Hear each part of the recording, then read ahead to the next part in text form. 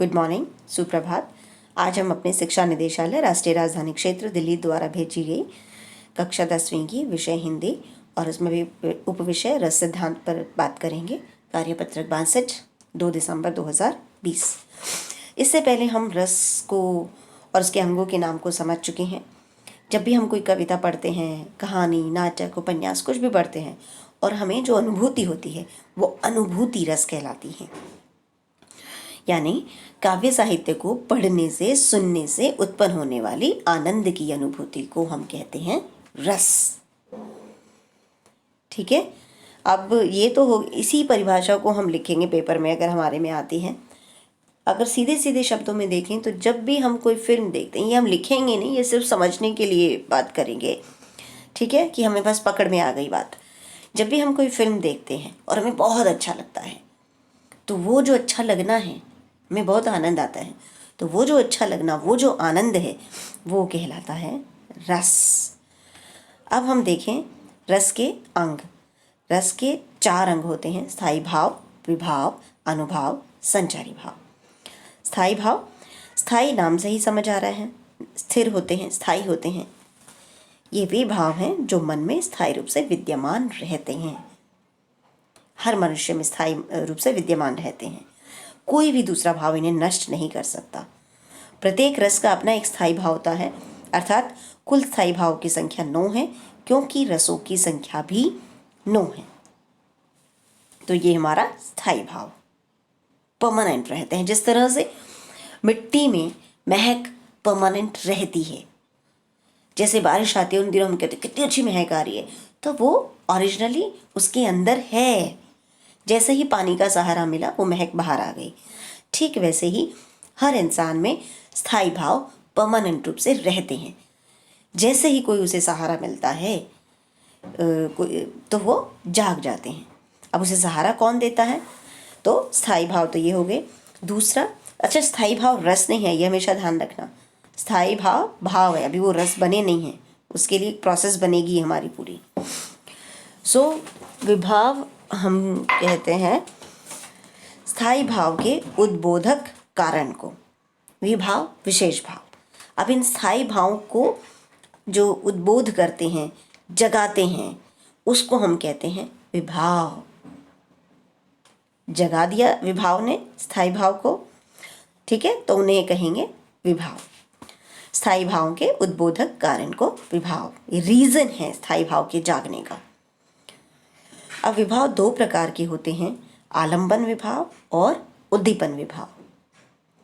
अब बात करेंगे हम सबसे पहले वाले पे। विभाव का पहला जो प्रकार है आलंबन विभाव। आलंबन का जब हम अर्थ देखते हैं अपने डिक्शनरी में, अपने कोश में, तो उसका मतलब होता है सहारा। तो जिसका आलंबन या सहारा लेकर स्थायी भाव जगते हैं वो कहलाते हैं आलंबन विभाव। ठीक है, तो इनका सहारा पाकर स्थायी भाव जागते हैं। आलंबन विभाव के 2 पक्ष होते हैं। ठीक है, नंबर 1 आश्रयलंबन और नंबर 2 विषालंबन। आलंबन से स्थायी भाव जाग गया, स्थायी भाव था, परमानेंट हमारे मन में है। और विभाव में का जो पहला प्रकार है आलंबन विभाव, आलंबन पाकर स्थायी भाव जाग गया। ठीक है, आलंबन भी 2 तरह से होता है। कौन सा आलंबन? नंबर 1 आश्रयलंबन और नंबर 2 विषालंबन। आश्रयलंबन मीन्स आश्रय सहारा, जिसमें विद्यमान होना, सहारा लेना उसका। जिसके मन में भाव जगे वो आश्रयलंबन, और जिसे देखकर, पढ़कर, सुनकर जिसके मन में भाव जगे वो विषालंबन। जैसे अभी मैं ये पढ़ रही हूँ, मान लो ये कविता है, मैं इसे पढ़ रही हूँ और मेरे मन में भाव जगे तो मैं आश्रय हूँ। यानी आप अगर पढ़ रहे हो, आपके मन में भाव जगे तो आप आश्रय हो। और ये जो कविता है ये विषय है हमारा, तो ये विषालंबन है। यानी मान लो हम कोई फिल्म देख रहे थे, उस फिल्म का एग्जाम्पल हम पेपर में नहीं लिख सकते, हम सिर्फ समझने के लिए ले सकते हैं। मान लो हम कोई फिल्म देख रहे हैं, तो जो हम हैं, यानी जो भी हम हैं, जो आप सभी देख रहे हैं, आप सभी हो गए हो आश्रयलंबन, और आप देख रहे हो फिल्म, तो फिल्म हो गई है विषालंबन।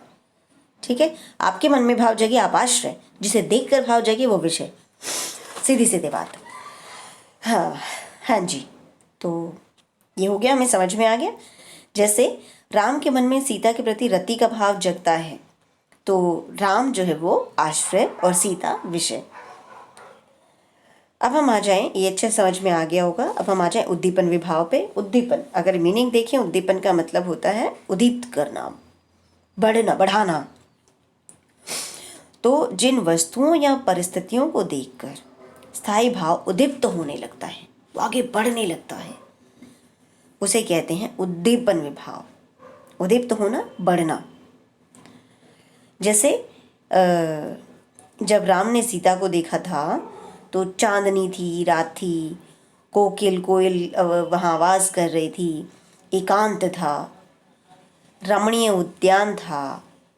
तो ठीक है, तो ये नायक नायिका की शारीरिक चेष्टाएं थी, ये उद्दीप्त कर रही थी भावों को, स्थायी भावों को। जाग गए थे स्थायी भाव और ये उसको बढ़ाने का काम कर रहे थे। ये कहलाता है उद्दीपन विभाव। ये हमारा रस के अंगों पर बातचीत कंप्लीट होती है। तो उद्दीपन विभाव भी हमें समझ में आ गया, आलंबन विभाव भी आ गया और स्थायी भाव भी हम सबको समझ में आ गया। आलंबन और उद्दीपन और स्थायी भाव, ये सब हमें समझ में आ गया। अब इसके सवाल हैं, रस किसे कहा गया है? ये परिभाषा में इजीली दे सकते हैं। काव्य या साहित्य को पढ़ने सुनने से उत्पन्न होने वाला आनंद रस कहलाता है, या आनंद की अनुभूति रस कहलाती है। रस के 4 अंग कौन कौन से हैं आप लिख सकते हैं? स्थायी भाव, विभाव और अनुभाव और संचारी भाव। अभी यहाँ पे सबकी बात नहीं हुई, अभी इन्हीं की बात हुई है। आगे अगली जो वर्कशीट होगी उसमें बाकी की भी बात होगी। तो अभी हमने इन 2 की बात करी, स्थायी भाव और विभाव। स्थायी भाव की संख्या कितनी है? 9। और जब आगे हम करेंगे 2 और, तो उसको हम हमेशा लिखा करेंगे 9 + 2 11। विभाव किसे कहा गया है और वो कितने प्रकार का होता है? विभाव अर्थात विशेष भाव, हम लिख सकते हैं ऐसे, विभाव अर्थात विशेष भाव। तो विभाव किसे कहते हैं? स्थायी भाव के उद्बोधक कारण को, या स्थायी भाव के जगाने वाला कारण कहलाता है विभाव। अब ये कितने प्रकार का होता है? 2 प्रकार का। नंबर 1 आलंबन विभाव, नंबर 2 उद्दीपन विभाव। फिर हम आ जाएं विभाव किसे कहा गया है, ये कितने प्रकार, ये हो गया, सॉरी। फिर हम आ जाएं अपने नेक्स्ट सवाल पे। आश्रय और विषय से आप क्या समझते हैं? तो आप कह सकते हैं आश्रय जिसके मन में स्थायी भाव जगते हैं, और विषय जिसे देखकर आश्रय के मन में स्थायी भाव जगते हैं। ये हो गया हमारा। तो इस तरह से हमने अपनी रस की बात कंप्लीट करी। बाकी जो हमारे अनुभाव और संचारी भाव बच गए वो हम नेक्स्ट वर्कशीट हमारी जब आएगी उसमें देखेंगे। हम सब अपना इस कोविड के दौरान अपना ध्यान रखें, अपने हाथों को अच्छे से धोएं, कहीं भी जाएं तो मास्क लगाएं। हमारी खुद की सेफ्टी रखना हम सबको अपने आप जो है रखनी पड़ेगी, ताकि हम स्वस्थ रहें और दूसरों को भी स्वस्थ रख सकें। धन्यवाद।